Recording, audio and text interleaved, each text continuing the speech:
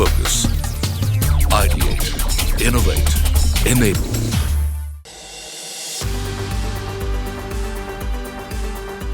CNBC TV18 and Jabra present Making Hybrid Work. Hello and welcome to our special discussion. CNBC TV18 and Jabra present Making Hybrid Work. I'm your host, Paromita Chatterjee.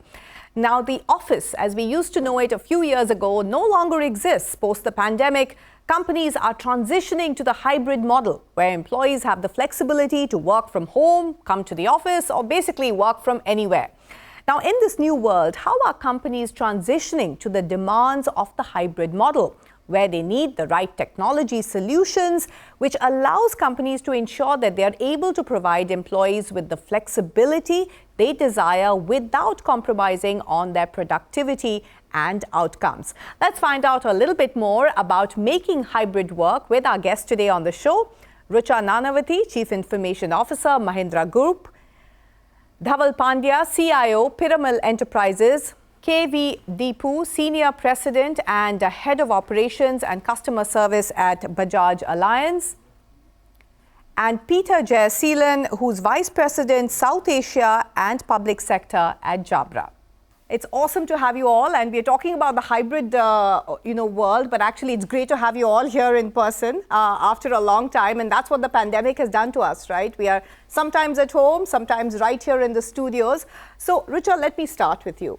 And, we all know what happened in the pandemic. Companies were rushing to quickly adapt. And now we are sort of in this post-pandemic world where we are trying to get used to this new normal of sometimes at home and sometimes there in person.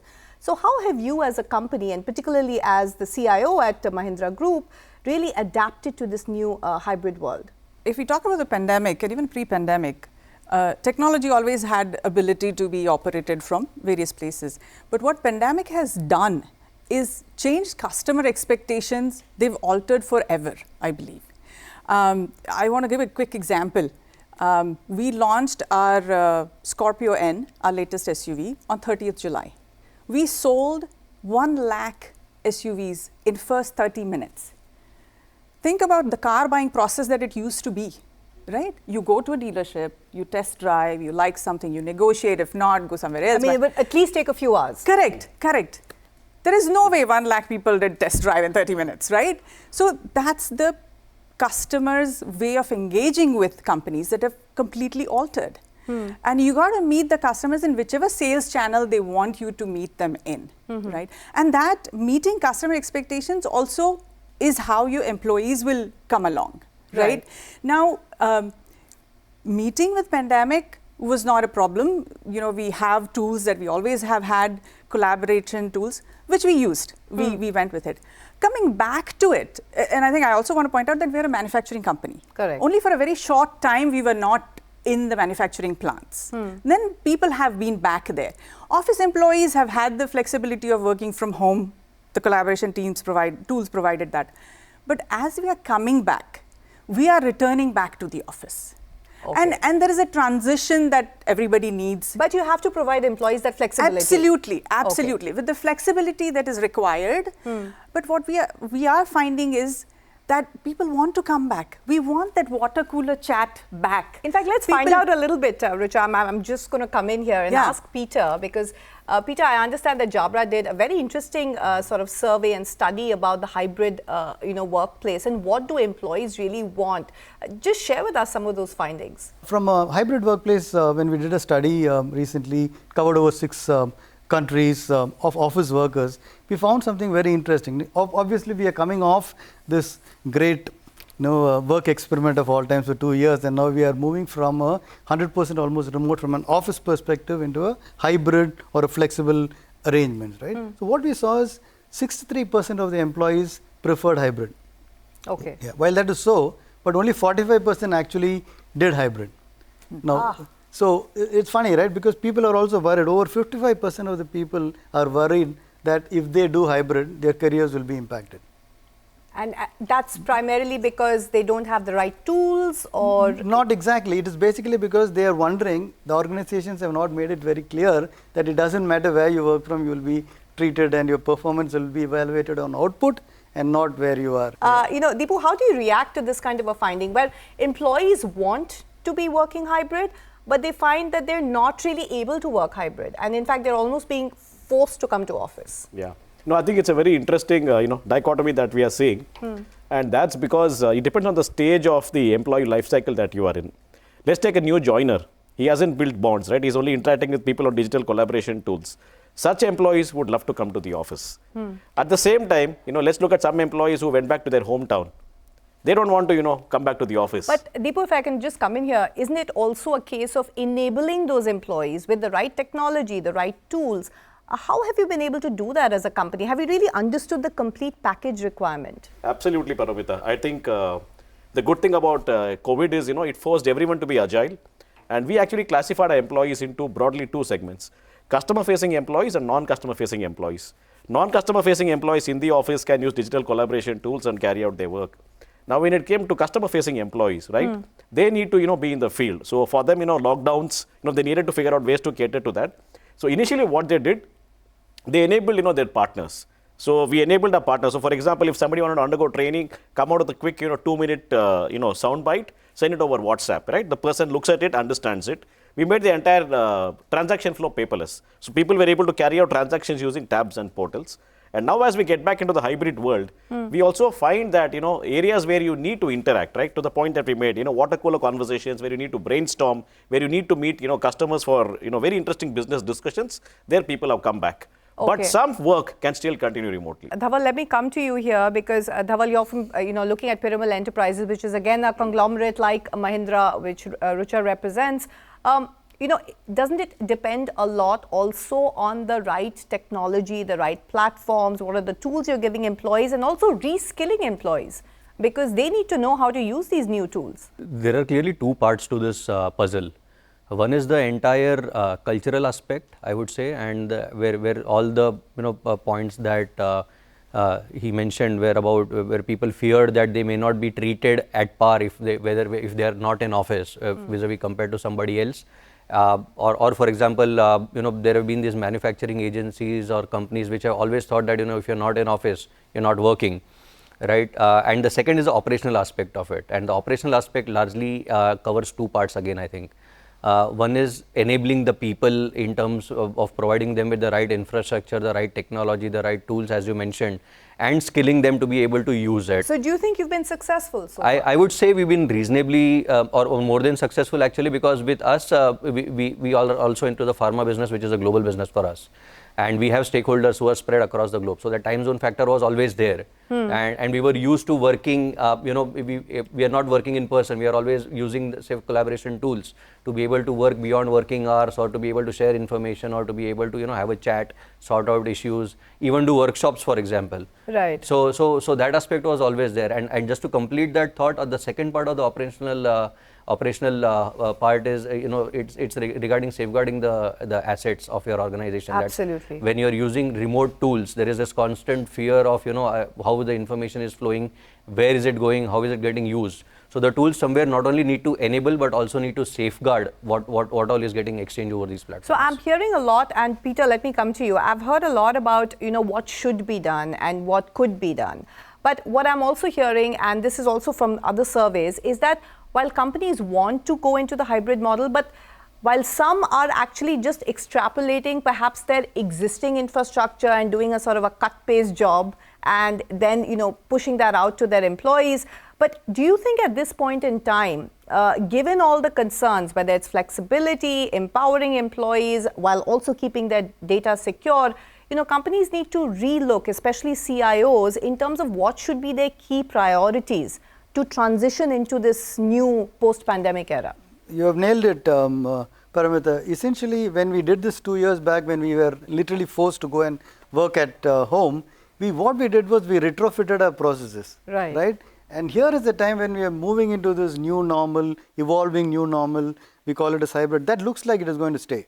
Various degrees depending on industries, but that's going to stay. So I think it's worthwhile taking a pause and re-looking at the organizational culture and the processes, right? So do we want to be virtual first culture? If that is what you want to, then you start looking at your processes and changing. Then, for instance, when you talk about a person being comfortable working from home and is assured that his career will not be impacted, then you got to be able to tell, the leaders will have to put up a process which is an open performance appraisal, which says that you will be judged on output as opposed to where you are going to be working from. Like your managers need to be trained to remove the location bias, both conscious and unconscious bias. It's not that conscious saying you're not coming, I won't treat you well, even unconsciously, right? And it is very important to provide, as we were talking about, look at your technology, because we are not short of technology, and hats off to all these people here. When it happened, it happened as if nothing happened and everybody are working from home. I'm sure there would have been a little bit of blips, but nothing major earth-shaking happened, right? So they did their jobs, right? So technology is available. Now it is about re-looking at that and making sure if virtual first is the way you approach, you make those tweaking. For instance, I like that term, virtual first, and also preserving the culture of the company. How do you preserve the culture of the company? And I'm going to come to you, Rucha, with that question, but not before we take a short break. Very interesting questions, a lot of answers as well. You're watching our special show, CNBC TV18 and Jabra present Making Hybrid Work. We'll be back in just a bit.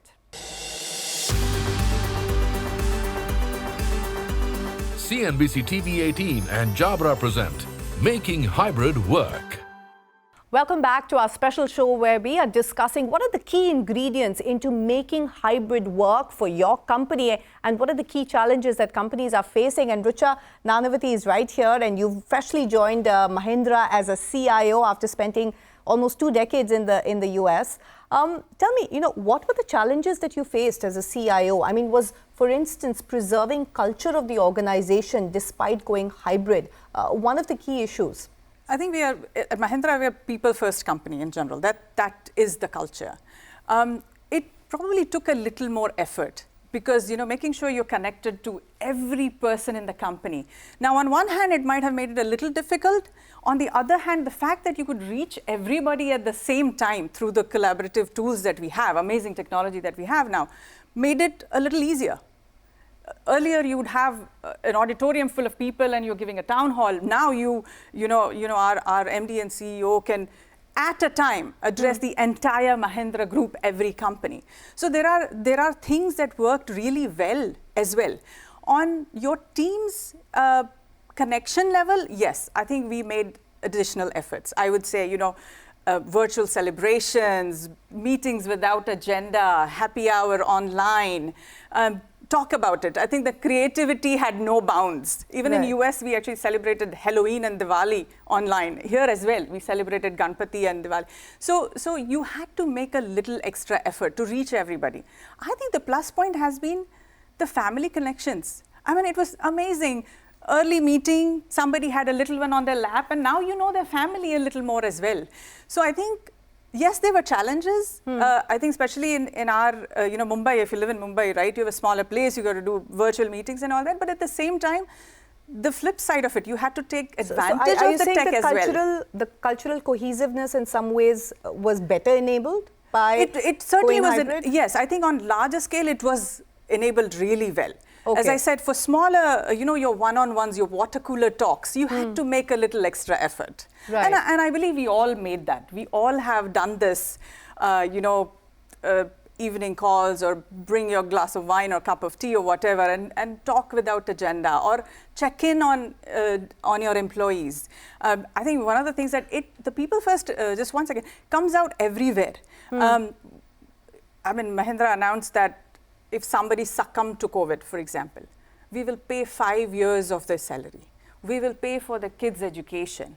Anand at one point donated his whole salary. Right. So that culture, it permeates through everything, whether it is with technology or in person. Dipu, let me come to you here because while we've talked a little bit about culture, and of course every company has approached it differently, but one of the key aspects, and this is a concern that organizations have, is about the security, especially when it comes to data. And though you're representing the insurance side of the business, but BFSI is a highly regulated space and a lot of data security is there. Is that a concern? I mean, how have you managed some of those requirements in this hybrid world? Some of the regulatory requirements as well as, data privacy requirements? Yeah.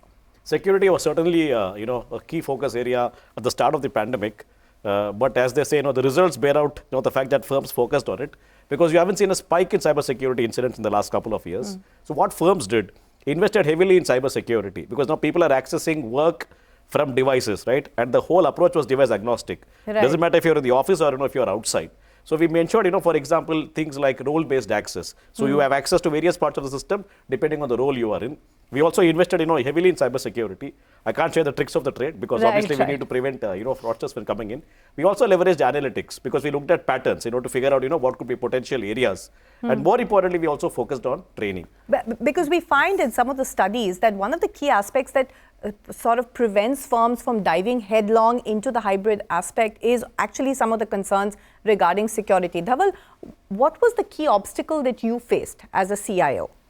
So, if you are referring to the fact that what were the obstacles getting into the hybrid work model, clearly security was one of the concerns, I would say, and then we had to take a multifold approach to be able to address that. We looked at it in three clear parts. It was people, process, and technology. That the three have to work together to be able to deliver the end outcome that you're looking at. So, for example, when you look at the people, imparting them the right knowledge. What is phishing? What is vishing? How can you fall prey to it? So you had to reskill your workforce as well. We had to reskill, we had to retrain, we had to, for example, even simulate. We did the red teams and the blue teams, and we did certain simulation exercises also to see how good people are when it comes to the knowledge of the entire cyber security. Then came the entire process part of it, where we said that what are the do's and don'ts. Again, it somewhere ties with the educational part, but that's what gets enabled by technology. And then technology, there were multiple interventions we did. For example, we recently invested into a cloud proxy solution also, which will provide you a seamless access whichever network you are connecting from, and at the same time not impair the work that you are trying to deliver. A key point, Peter, that you raised, and that was in the study that you did, is that, employee morale and employee empowerment to really believe in this system, that they can stay at home and still be connected and still have the same level of appraisal and ratings as to whether they were in the office or at home. How do you think companies need to re-look at this, wherein employees are given the confidence and organizations are also given the tools to make sure that that bias is removed? Yeah. So as she mentioned, Mahindra, with the people first, right? So and if hybrid is the future and that's what employees want to go, you need to figure out a way to do that. So one of the things that we are beginning to see is the need for employee autonomy. So it's about the employee deciding, right, how will he get to his responsibility without any issues, irrespective of where and when he works from. Dipu, do you acknowledge and agree with this point that perhaps employees are not being empowered enough to succeed in the hybrid workplace? I don't really agree with that. I beg to differ. What we need to understand is, that COVID was universal, right? Across industries, across countries, and everybody adopted work from home. It was the largest lockdown in human history. And, firms have, definitely, tested waters and come out successful. For example, let's look at some of these tech majors asking people to come back to the workplace, right? I have a friend, who was working there, and he's telling me that the reason I joined this company is the campus. But if I'm working from home, I might as well go to the highest bidder, which means the one who pays me the highest salary. So firms are realizing this, and to overcome the centripetal forces, they are basically saying, let's get people back into the office so they get a taste of the culture. So it's a combination of empowering employees while ensuring that the core stays intact. Dhaval, would you like to respond? Yeah, so there is this fear of disengagement, which is, I think, very real also. Where we have had, heard of cases where people have joined the company during COVID and left during COVID also. Right, and they've never set a foot in the office, and I think largely it is attributable to the disengagement because the employee doesn't have that bond with the company. He never got a chance to do that.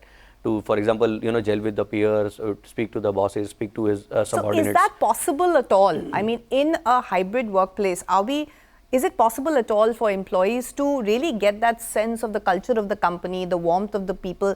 Do we have the tools to do that? I think completely being remote it's very difficult. I'll tell my personal example. I joined during COVID and I was craving to go meet my team in person, my boss, my team and so on. Right. And I do think that while a very well-defined work and we've all survived, taking nothing away from that, but when you want to ideate, when you want to innovate, when you want to brainstorm and whiteboard and talk over each other and passionately have that discussion, I think the tools I do believe fall a little short. In your words then, Rucha, because I think we need to define or redefine hybrid in that case. I mean, I'm seeming to hear many different versions. So, Rucha, how do you see the hybrid workplace now, in the now and also in the future? Yeah, I think leave the word hybrid aside.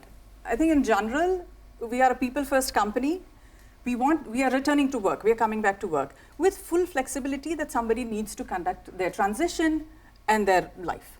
Dipu, would you like to, I mean, how would you say the hybrid world is going to look in the next few years? So 2 dimensions. I think one is employee flexibility and parity. You want to make sure that whether you're working from home or working from office or wherever, working from anywhere, it's outcome based.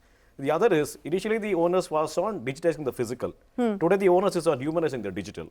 How do you bring in the best of both? Dhaval? So I would take the element of hybrid away from the workplace or possibly the location from where you're discharging your responsibilities and apply it to the workforce. I would say I would look at my workforce as being hybrid. I have to clearly identify as to who are those who need to be in office. Identify those who may need to be in office on a need basis, and then there can be a population which can work 100% from home. This is purely based on kind of responsibilities they are required to discharge, and at the same time what kind of KRAs they are handling, and keep the customer at the center of the whole thing. That is extremely important, that you are somewhere not diluting the proposition that you are offering to your customer or your stakeholders outside of your ecosystem. Okay, final word goes to you, Peter. Yeah, so I think all these comments kind of reinforce what I said. Hybrid is not remote. Sometimes we interchangeably use it. Hybrid, and the way hybrid is going to evolve, in our opinion, from what we have seen in the surveys, is if you empower your employee, they will know what is good for the customer and for the organization, and you trust them, they will figure out when to come and stuff like that. If you start dictating what it is, today we may have to, because we may be still raw, but it will evolve into a situation where employees should be able to decide. They are good, they will know. If I have to come to office, I will. If I need water cooler moments, I will. So then you build and redesign your offices to take care of the needs. And when he has to work from home, provide him with the technology which will equally enable him to participate in a meeting when he can't come, he or she can't come. Fantastic. Ladies, gentlemen, thank you so much. It's been such an energizing conversation, and as I said, great to have you back in person, but we'll also see you on those online conversations as well, because that's the new world we live in.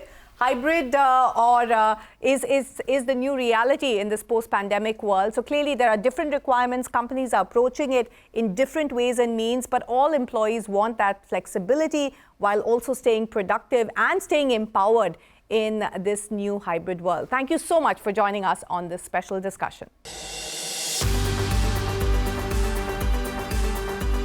CNBC TV18 and Jabra present Making Hybrid Work.